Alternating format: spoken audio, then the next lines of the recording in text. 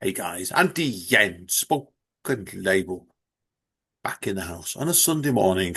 I'm going to be not as loud as today because we're very early today. Back only just turned 10:30. But me and my guest today have both got busy days on today, and I wanted to get to chat to her first thing this morning.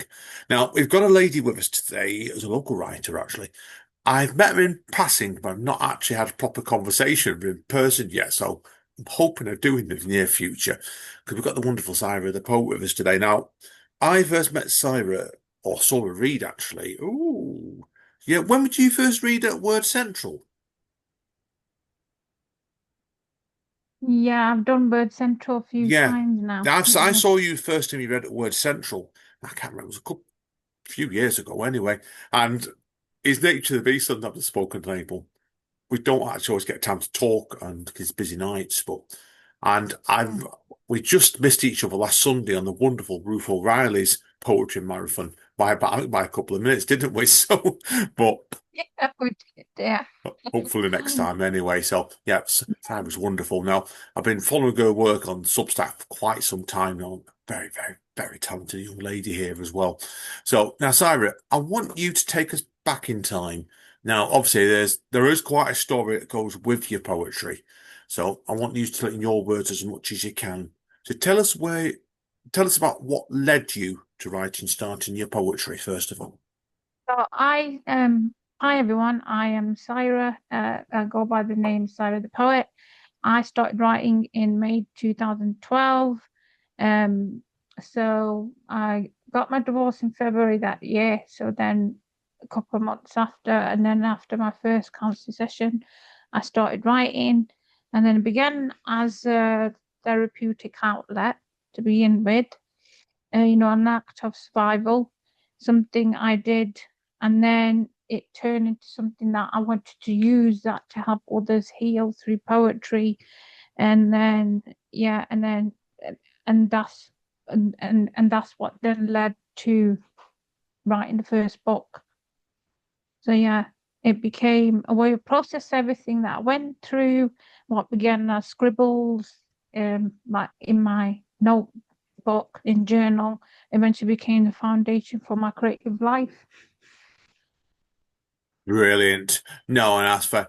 No, fair play to you. I think you're a great example here of your work today, where your work came out of basically healing and trauma, and it kind of took off in a different direction, really.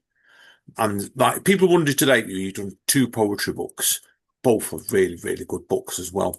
First of all, you started off with Death of a Beautiful Dream. And then earlier on this year, you've also come up with Rising from Despair. Again, fantastic books. They both are in their own rights. I really, really enjoyed both these books you sent over to me. And I've really enjoyed the delicate balance of your raw emotional honesty within the poetry structure. Now, you've said already, obviously, it started as cathartic writing. Have you Yeah. found it still goes that way? Or are you doing it first of all for yourself and also for the reader's experience? I So, as the saying goes, that if, like, in order to help others heal, you need to heal yourself first. So that's why there's a huge gap between the first book and the new one. There's a like 11-year gap. It's because I've spent that time trying to heal myself, trying to improve my craft in order to get where Rising from Despair is today, because a book should never be rushed. It should be never be brought out into the world like a rushed book. And so yeah, and so that's why I took my time. So because I've had surgery this year, but the book was already being done during that time. But yeah, but like my mission has always been to help others heal through poetry. In the beginning, it was cathartic, yes, but now I'm always thinking about the reader first. So when I write something, it's like I'm talking to you guys, the audience, and now, and that's how it will land with someone. Will this line make them feel seen? Will it make them feel heard? Things like that. I draw from my own truth, from my own experience when I'm writing things down.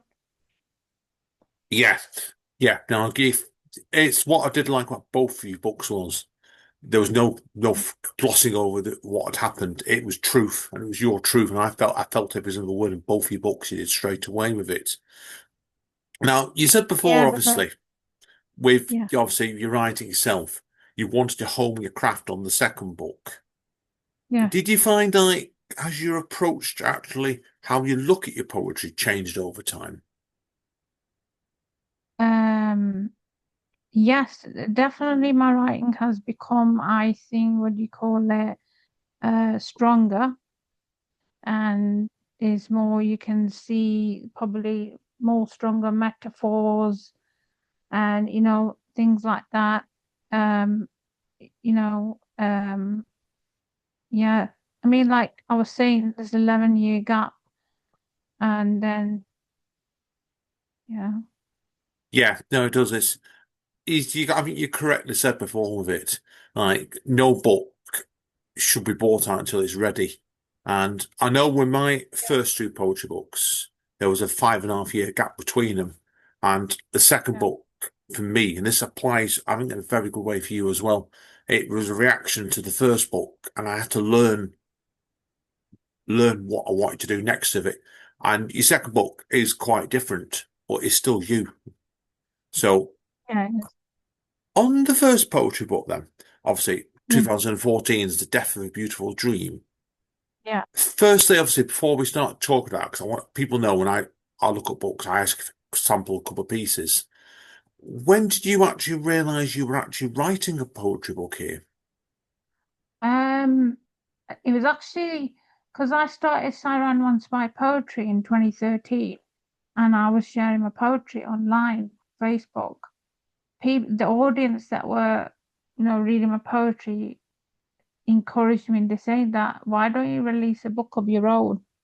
Put all these like pieces and poems you're sharing here with us into a book. So that's when it first hit me. And then, I looked back on the poems I'd written and realized they weren't just, random pieces. They told a story, a deeply personal story. That's when The Death of a Beautiful Dream was born. The poems from that book stand out, you know. And it was actually my brother that helped me put that book together. Back then, I don't know if you heard of Create Space. Yes. Oh, that was a while ago. Yes, I have heard of CreateSpace. Yes. Yeah, It so was a back while then back. Amazon owned CreateSpace, so that my book's been done through CreateSpace. But then it ended and now it's become KDP. Yeah. So yeah, it's transferred into KDP. Yeah. Um, my account into a mess when it had that when it had that transfer, my account got, I don't know what happened to it. My book was the paperback wasn't showing when that Oh, it was that transfer from Create Space to KDP, and I was like panicking, but in the end, I got it sorted. good. Good. Yeah. I had it with, oh, good grief. I've forgotten who it was now. Who did my first two poetry books, and I forgot the name of the website now. I know. I'll come on to another day that. But you're right with it. It's sometimes when the website gets taken over or changes, it can cause a panic. So you're thinking, heck, where's my book gone? But yeah, understand you completely. Now, I want to ask you about a couple of poems from the book itself, if you don't mind. Death of a Beautiful Dream. Now, just general talk about these. Now, I loved Untold Journey, which started off the book. I think it's a great idea. The poem to me felt like you were leading your readers on the beginning of a journey. Was there any Yeah, reason? Right, that's correct. you've answered my question then. I was going to ask you then, what made you want to start off with this book with this poem? And that's obviously the answer. Yeah. Brilliant. The other second poem in the book I really enjoyed. I enjoyed all of it really, but another one I really enjoyed was Expression of Poetry. Do you want to tell us a little bit about that poem?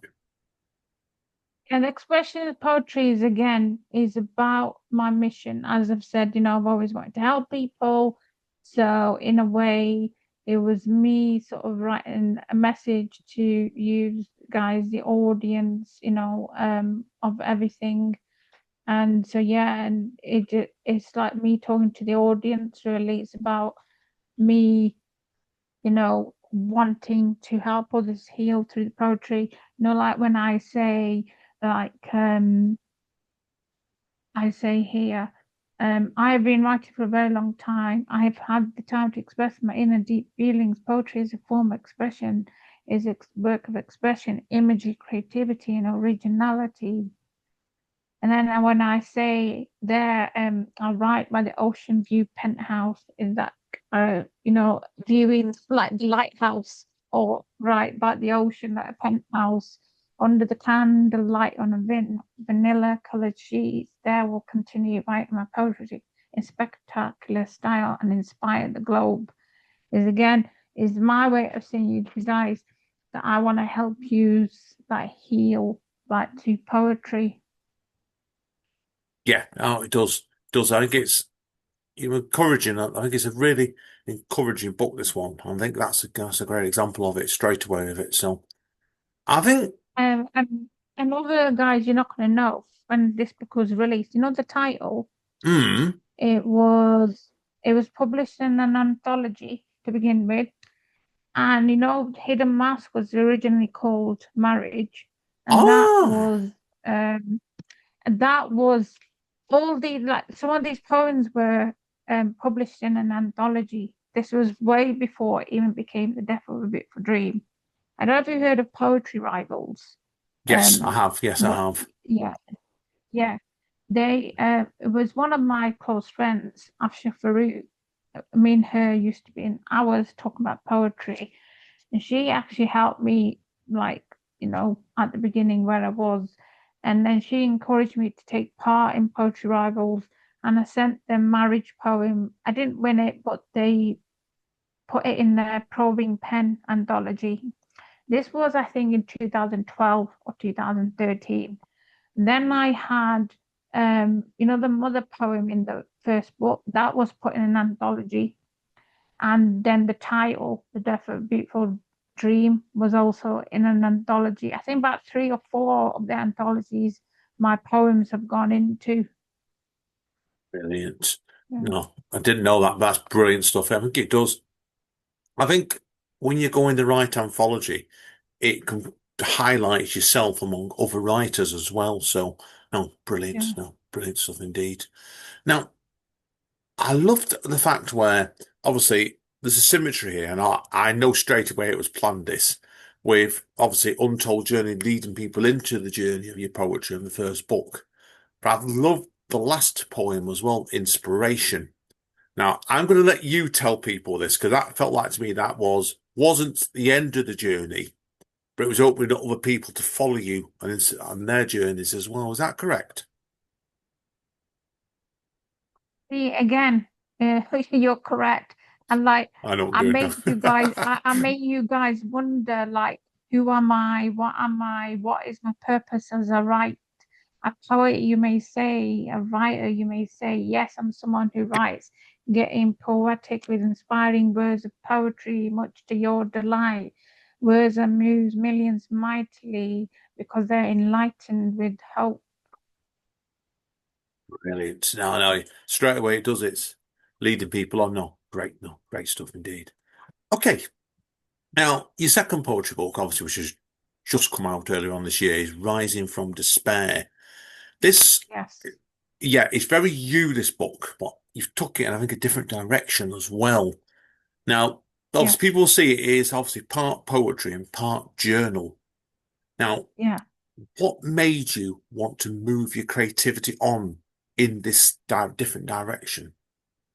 So myself, my publishers, and my brother, we decided to do something that invites the readers in to share their own healing journeys in. So that is the purpose of the whole book. Now, to begin with, when Emma, my editor, Emma doing poetry, she edited it. It was just standard poetry collection. And then I then myself, my brother, my publishers, we sat down, we started discussing it, and then that's when I won't go too much into it, but that it became then the decision to be part poetry, part journal, where I invite the readers to write their own healing journey. So that's why it's done with the journaling prompt. So you've got one poem, you got journaling prompt, then you've got my poem. Yeah, no, I think it's a great idea actually. Really, really clever idea indeed. So, have you And had it? again, Sorry, apologies. sorry, No, again, it sorry, goes please, with my please. mission. Again, it goes with the mission of helping others heal through poetry. Sorry, what were you going to say? No, I was going to say that then, actually. So you read my mind there completely. So yes, that's fine. No, it's have you heard any really good feedback on this approach yet on this new book? Yes, I have. Amanda Crundle. Oh, yes, I Um, do. I do uh, know Amanda. Yes. yes, Ruth has also left me a brilliant feedback of the books. I've got quite a lot. So I've got quite a few international, like feedbacks, and the UK ones. So I will tell you one that is done from um this one is I read one that says, Rising from Despair is a moving, deeply personal collection that traces the author's healing journey from heartbreak to wholeness. Each poem feels like a quiet conversation with the self, tender yet unflinching. What makes this book stand out is the way Saira pairs every poem with a prompt, inviting the reader not just to observe her journey, but to begin their own. There is no false positivity here, only truth, resilience, and the slow building of hope. Her words carry the weight of lived experience, also the lightness that comes from learning to breathe again. I found myself pausing not to just reflect on her story, but my own. This book isn't just poetry, it's a companion for anyone navigating grief, change, or emotional healing, a beautiful grounded offering for those learning to rise. That is very, very well. And I completely agree with everything that Amanda said there. And I've got to speak to Amanda about another matter, actually. You took my memory there Oh, as all well. right. No, that was Brilliant, that. agreed. This is what Amanda said. Oh, was that Amanda's? I Um, apologize. no. So she said, having read Saira's deeply moving debut collection, The Death of a Beautiful Dream, I was very keen to read the next collection. Saira's journey through pain and sorrow is deeply emotive and a continued self-empowerment to recovery, tremendous tonic for anyone needing support, understanding, and love. She says she loves the journaling activities that run in parallel with my poems, making this book very unique. It's as if the book counsels those in need of hope, love, and peace. She says she's had the pleasure to get to know me as a fellow author and how I've channeled pain into beauty. She particularly resonated with Cracks Filled with Gold. You're broken, beautifully broken, masterpiece in shards. Each fragment tells a story. Each scar stands despite your disregard. And then she says, congratulations, Saira Anwar. Inspired poetry rising from despair is golden. Be proud. Oh, brilliant. No, great stuff indeed. Now, obviously, on this second book, he started off with a quote from the wonderful Carrie Fisher, actually, with "Take your broken heart, make it into art." I think that's fantastic. That is. Was there a specific reason why you wanted to start off with this quote from Carrie Fisher? Um, Yeah, because like I said to you, Emma and I, because Emma edited the book, we decided to start off a quote because I mean I saw that quote on Facebook and I fell in love with it. And also I think it kind of goes with what my book's about, and that's the reason why I decided to put it in first. So, because the book was supposed to be in chronological order of my journey. And so, yeah, I we decided to start off with that quote, Yeah, it's because I like yourself, I love Carrie Fisher, and I think it fits in perfectly what the book's about, taking your broken heart, make it into art. yeah, agreed. Agreed. It really, really.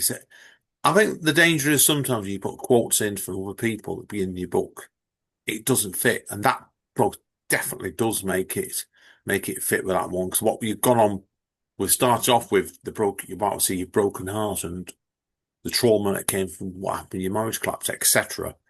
You made it Yeah. into art, and it's very relatable art indeed. So now I want to talk about a couple of the pieces with this, obviously. Now, I thought the first piece, Trapped, was tremendous. Yeah. I think it summed up at the beginning of the book the darkness you were facing at the time and coming out of. Yeah. And then but it wasn't as much a poetry piece as I think as your other pieces were. 'Cause this is with more prose. And was that always the plan with this book? To not necessarily keep yourself restricted just to poetry in this book. I think Mary Oliver, because Mary Oliver had this book Yeah. called The Guide to Poetry. I think it's about prose and poetry. I think because when I first started, that book is what helped me to write. But I think that's where I learned how to do prose, because poetry's always come naturally to me. So, it's ended up being like prose. And then, like I said, I've always wanted to improve my writing. And then, then it's also turned into poetry as well. So kind of like blend both in poetry and prose. So Trapped was actually done through this image that Emma sent me. Do you see Oh that? wow, yeah, I can. Yeah, no, that's yeah. People obviously what not Yeah. have seen this on the So podcast. You can see it's like a lady with her hands over her face, crawled up, curled up into a ball, and yeah. Oh yeah, wow, yeah, yeah. So Emma sent me about uh three images. She said she set me a challenge where I used those images and come up with some poems, and Trapped was one of them, using that image. So I had to go back in time to things from that time, and like put it into words. yeah. Oh, it does. I think I do love a good prompt when you look at a picture that can inspire you to write, and I could. That would have said to me, if I'd seen that in your situation, certainly what to write with it. I thought, yeah, great choice indeed with that. Now, throughout this book, it's a changing gears. So obviously, it starts off in you're in a very dark place, and it towards the end of it, which I'll come on to shortly. But like you're looking at like you've got pieces where you're talking about essence of poetry halfway through, and I think it shows the essence of your writing as a person. So tell us about this poem next, then, which is about it's the halfway point actually. The essence of poetry, is that? Yeah, essence of poetry. Mm. Again, that is, you know, um, that again, you can say is about me improving my craft. Like when I say refine, polish, sharpen, poems reaching completion, words always come to it naturally. Um, so it's things like that. Strength, resilience it's from like that 13-year journey of mine, you know. Yeah, I think I agree with you. I agree with you. It does. It's a great one to show like if you really focus on your work, how it improves Yeah. over time. Yeah. And I've, the other point I want to talk about is empowered womanhood. So I think this was really you, this piece. I think you're empowering women just basically Yes, not to be afraid to stand up for yourself. Don't yes. basically just don't to put it frankly, I can't say a nice way of putting it, don't take shit, right? To put it Yeah, nicely. you hit the nail on the head. Exactly. Great mind things alike. Exactly. Mm. You got to bear in mind, obviously, you've not met Amanda, my wife, yet. Amanda's a very empowered woman. I encourage her.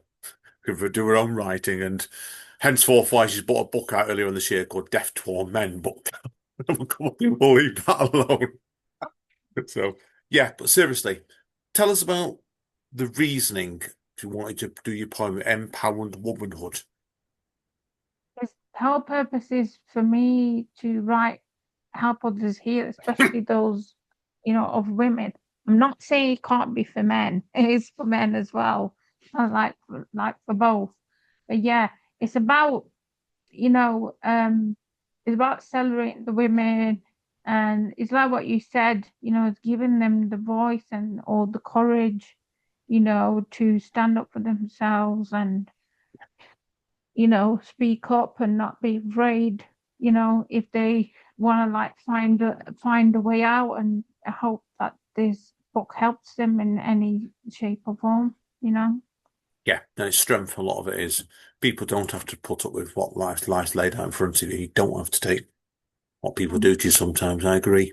Now, your second book itself, Yeah, obviously, it's took a long time for you to write.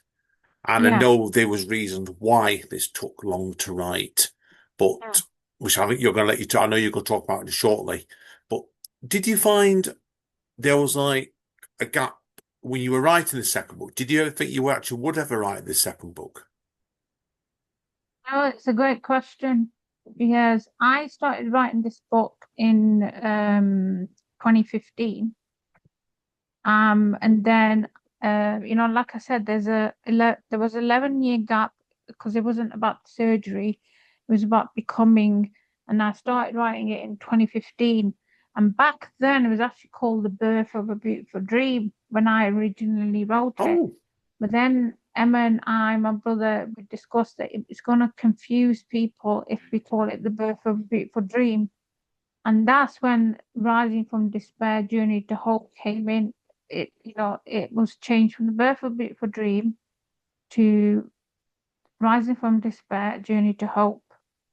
And I wasn't writing just to survive anymore. I was writing to live, to soften, and to, hope again. And this book reflects that shift in every way.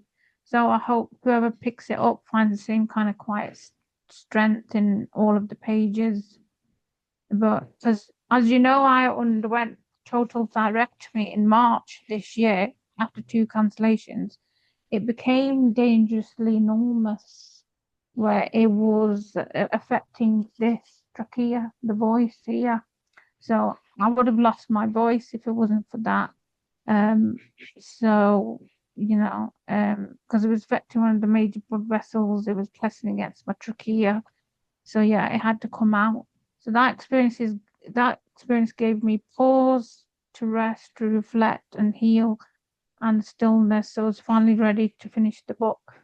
So yeah, and I could not be proud of it. And and a massive thanks to Emma for helping me with editing. yeah, no, understandable. The book itself is a tremendously brave book already.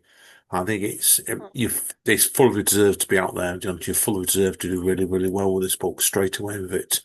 Now, obviously, you've told me already before. I know you've been running a Substack page over the last Yeah. couple of years as well, and you're now doing is it a weekly newsletter or it's not? It's close to a weekly newsletter, isn't it? Yeah, so like I was saying, launching my Substack was a blessing and turning point. But like I said, I had no clue what even newsletter was to begin with. So my newsletter was set up, well, no, Substack was set up in May 2023. But like I said, because I had no clue what a newsletter was, my actually first newsletter, issue one, hit Substack last year in December. So the day after Boxing Day last year. So it comes out every Friday, and it's become a space for connection where share different things, different poems each Friday. People from all over the world write in, sharing how the words land with them, and it's become a natural extension of my mission to build healing through poetry. Yeah, no, it does, and it's people are wondering. You should, but we're going to mention this link at the end of the podcast certainly because I think I agree with you completely. I think it's the next stage from the end of this poetry book, and I think it runs hand in hand really, really well with it. And it's a very, very good newsletter indeed. So, do you envisage yourself, and hopefully not in taking another 11 years, yourself writing a third poetry book? Well, hopefully there'll be another one. No, I won't be taking 11 years, but for now, my main focus is on my newsletter and building the community there and to promote the book I already have out because I really want to give you know both of these works and the space it deserves before thinking about what comes next. So I don't want to be rushing into a third book, but yes, there's on my mind, but I don't want to be rushing into a third book when I've already have a book that's been out, not been out that long. Yeah, no, straight away, I agree with you completely. It's like, let it build at its own pace, and I agree with you completely with that. Well, Yeah. good luck with it anyway. Now, obviously, we're going to read it, get you to read out a few poems for us next in part Yeah. two.